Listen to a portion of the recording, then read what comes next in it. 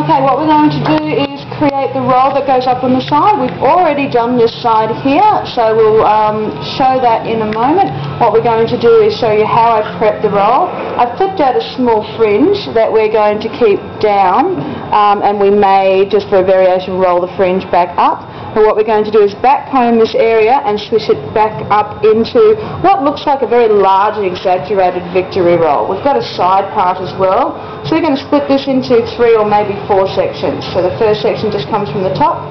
Back combing procedure and the rolling procedure is very, very similar to the victory rolls. So we hold the hair up quite firm, back comb mostly into the base and then coming up, creating cushioning. Back combing not on the hairline but behind the hairline, so we don't have messy back combed hair that's visible.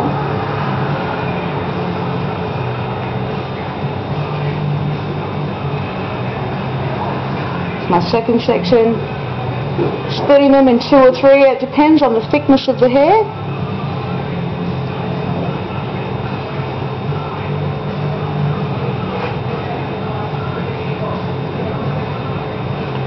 And then back here. There's 2 reasons I'm back combing. One is to sort of keep the hair together so it stays and moves as one piece of hair.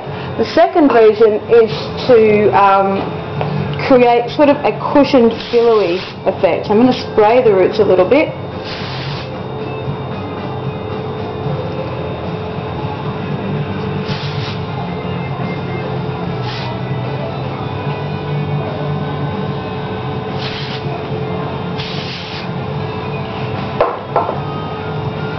And we're going to start underneath and work our way up.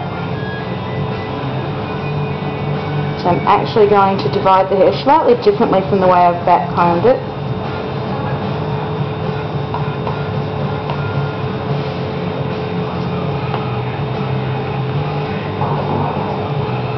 Always taking the parts on a diagonal down, as in down toward the face, not down away from the face. So this would be called a diagonal forward, and that's so when we brush up and roll up, we don't have a line that draws across the head like that. And so when this next roll comes in, it's going to come back in on a slightly different angle. The angle will be a little less pronounced than that sharp diagonal. It'll be just slightly like that, and we'll conceal that part for me because it's coming back away from the face. Combing the hair up.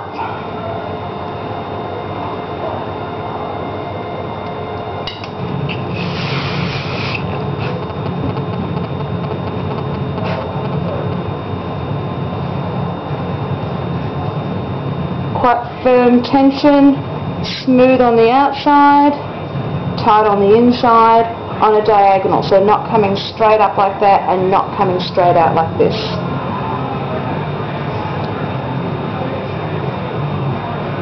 Two fingers, rolling it down and turning it in, so it sits in a little bit closer to the head. I'm going to pin that where my fingers are holding it as usual.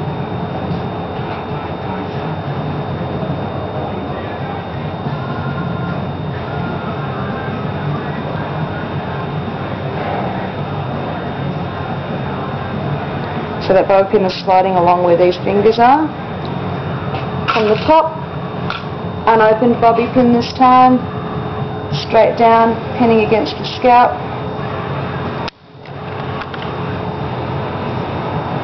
Gently taking my fingers out. These curls will be left for the moment. These flyaway hairs will be sprayed.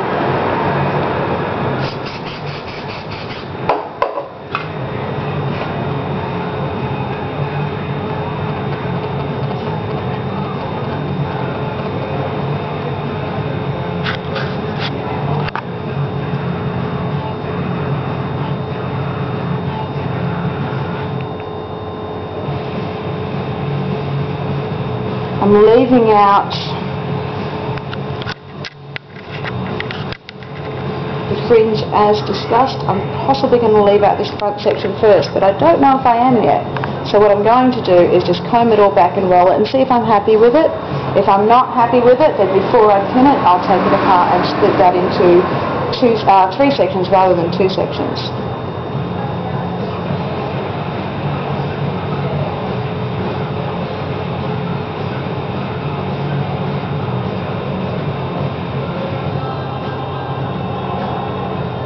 I've got some layers around here, so I have to use fairly good tension in my fingers to roll under,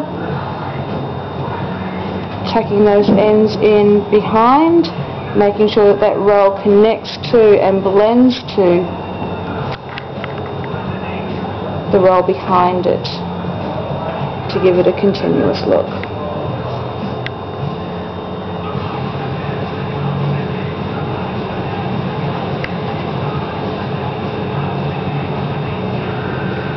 So taking the ends and not pulling them through, but placing them behind. Pulling my fingers under to tuck, keeping in mind that those ends can be pinned and placed however I wish afterwards. Might take a couple of goes. Because of the camera I'm standing at kind of a strange angle. And to be perfectly honest, if you're doing this yourself, you'll find that there's going to be one side that's going to be awkward and one side that's going to be easy, and that's because you're either left-handed or right-handed. You may actually have to stand around this way.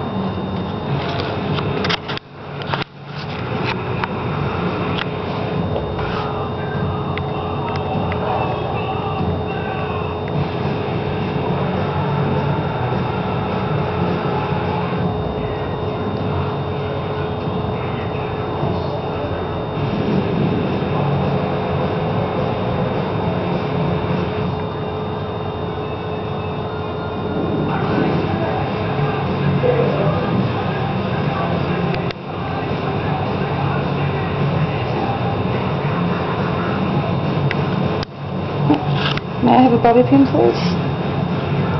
Go.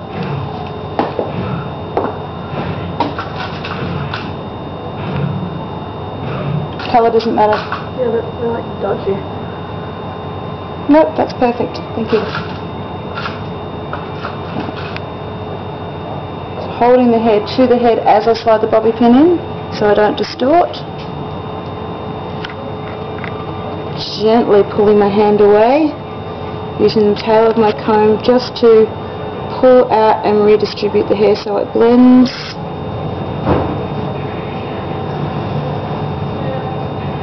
And I can start fanning that up. Keeping a little dip in there so I keep balance through the front here.